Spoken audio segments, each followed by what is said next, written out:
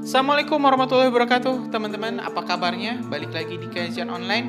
Hari ini kita bakal sama-sama mereaction, teman-teman. Ini pernyataan dari Menteri Keuangan Sri Mulyani yang menjawab tuduhan-tuduhan ini, ya, isu-isu liar terkait sumber dana yang digunakan oleh Presiden Joko Widodo dan pemerintahan Indonesia dalam memberikan bansos atau dalam kunjungan-kunjungan kerjanya ke setiap daerah-daerah. Ya, sebelumnya beredar isu yang menyebut ini dananya dari mana, karena setiap Presiden Joko Widodo melakukan kunjungan di sana selalu saja diwarnai dengan pembagian bansos besar-besaran, dan tentu ini pun digoreng oleh rekan-rekan di oposisi yang ingin menyudutkan Presiden Joko Widodo dan pemerintahannya. Karena itu teman-teman, hari ini kita bakal sama-sama saja langsung menyaksikan, mendengarkan, dan juga menyimak pernyataan Menteri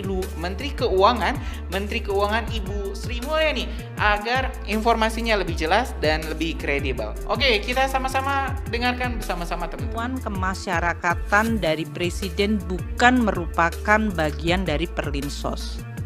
Anggaran untuk kunjungan Presiden dan anggaran untuk bantuan kemasyarakatan dari Presiden berasal dari dana operasional Presiden yang berasal dari APBN.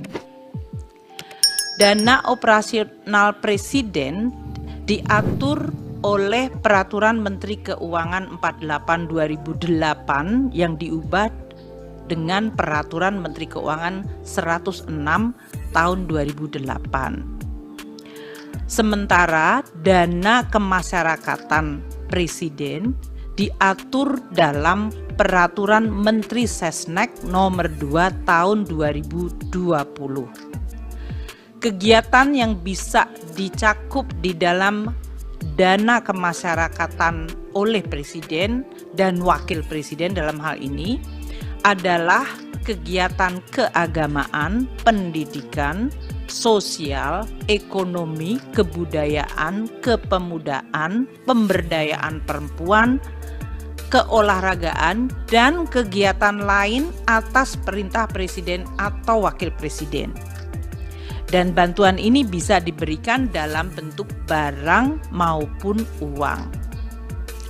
Untuk ilustrasi, tahun 2019 dana operasi Presiden, ini adalah 110 miliar anggaran, realisasinya 57,2 miliar atau 52%. Tahun 2020 alokasi anggaran 116,2 miliar, realisasi 77,9 miliar atau 67%. Tahun 2021 119,7 miliar, realisasinya 102,4 atau 86%. Tahun 2022 alokasi anggaran 160,9 miliar, realisasi 138,3 miliar atau 86%. Tahun 2023 alokasi anggaran 156,5 miliar, realisasinya 127,8 atau 82%. Dan tahun 2024 ini alokasi anggaran untuk dana operasi Presiden dan bantuan kemasyarakatan 138,3 miliar. Sampai dengan bulan ini, bulan Maret, April ya, adalah 18,7 miliar atau baru 14%. Ya, teman-teman, kita setelah sama-sama menyaksikan, mendengarkan, juga menyimak ini pernyataan yang menjawab terkait tuduhan-tuduhan dari mana asal dana yang digunakan oleh Presiden Joko Widodo dalam memberikan bansos-bansos dalam setiap kunjungan-kunjungan kerjanya. Karena itu teman-teman, izinkan saya untuk buat merangkum poin-poin pentingnya dari pernyataan Bu Sri Mulyani ini. Yang pertama, Presiden Joko Widodo tidak menggunakan secara langsung ya anggaran bansos ini mengambil dari kas negara, tapi diambil dari dana operasional Presiden, dan ini telah diatur oleh undang-undang teman-teman semua. Jadi sudah ada alokasinya, sebagai tadi contoh Misalnya di tahun 2019 alokasinya itu 110 miliar dengan realisasinya itu 55 miliar. Jadi teman-teman semua sudah terjawab dari mana asalnya bansos-bansos yang dibagikan oleh Presiden Joko Widodo selama ini. Itu semua dibagikan dari dana operasional presiden, dan tentu ini tidak melanggar aturan karena memang dana operasional presiden ini telah diatur oleh undang-undang, diberikan oleh negara sebagai salah satu fasilitas untuk presiden dalam memberikan atau membantu masyarakat Indonesia. Setelah seperti yang Bu Menlu, sama seperti yang telah disebutkan oleh Bu Menke, di mana di sini presiden itu bisa membantu soal bidang pendidikan, bidang olahraga, kepemudaan, sosial, ekonomi, dan hal itu bisa diberikan bantuannya itu berupa barang ataupun juga berupa uang. Dan telah terjawab ya teman-teman semua dari mana asal uang atau asal dana, asal anggaran yang sering dipertanyakan oleh kubu oposisi terkait bansos-bansos yang selalu diberikan oleh Presiden Joko Widodo dalam setiap kunjungan kerja. Isu ini sebelumnya selalu digoreng oleh kubu oposisi perihal bansos yang memang awalnya tidak secara jelas diterangkan berasal dari mana. Salah satunya sudah jelas selalu diserang oleh PDIP. Bahkan di sini teman-teman semua, Projo juga sampai buka suara terkait hal ini. Projo bahkan menyindir PDIP yang mulai jadi oposisi usai dikalahkan Jokowi di Pilpres 2024. Informasi ini teman-teman kita dapat di CNN yang mengatakan Bendahara Umum Projo Panel Barus menyebut PDIP mulai menjadi oposisi pemerintah Presiden Jokowi sejak kalah di Pilpres 2024. Panel bahkan mengatakan hal itu terlihat dengan jelas dengan pernyataan Sekretaris Jenderal PDIP Hasto Kristianto beberapa waktu terakhir.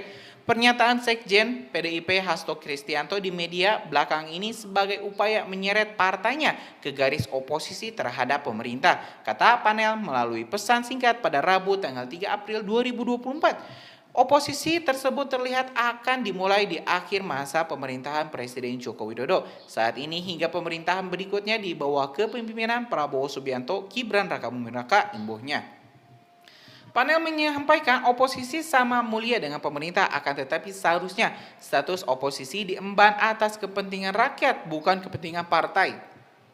Dia pun mempertanyakan sikap PDIP yang terus menyerang sosok Jokowi. Panel bertanya apakah sikap Hasto belakang ini dicerminkan dinamika internal PDIP pasca pemilu.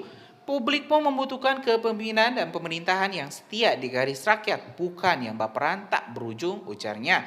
Sebelumnya PDIP memang berseberangan dengan Jokowi sejak Pilpres 2024. Hal itu dimulai sejak anak Jokowi, Gibran, mencalonkan diri sebagai wakil presiden. PDIP pun melontarkan kritik tegas terhadap pemerintahan Jokowi, termasuk soal politisasi bansos dalam pemilu. Teranyar, Sekjen PDIP Hasto Kristianto menyebut Jokowi ingin merebut kursi Ketua Umum PDIP. Dia mengklaim Jokowi mengutus menteri untuk mengurus hal itu.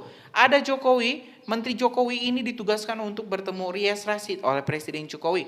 Pak Rias Rasyid ditugaskan untuk membujuk Bu Mega agar kepemimpinan PDIP diserahkan kepada Pak Jokowi, ucap Hasto dalam bedah buku NU PNI dan Kekerasan Pemilu 1971 di Cikini, Jakarta Pusat pada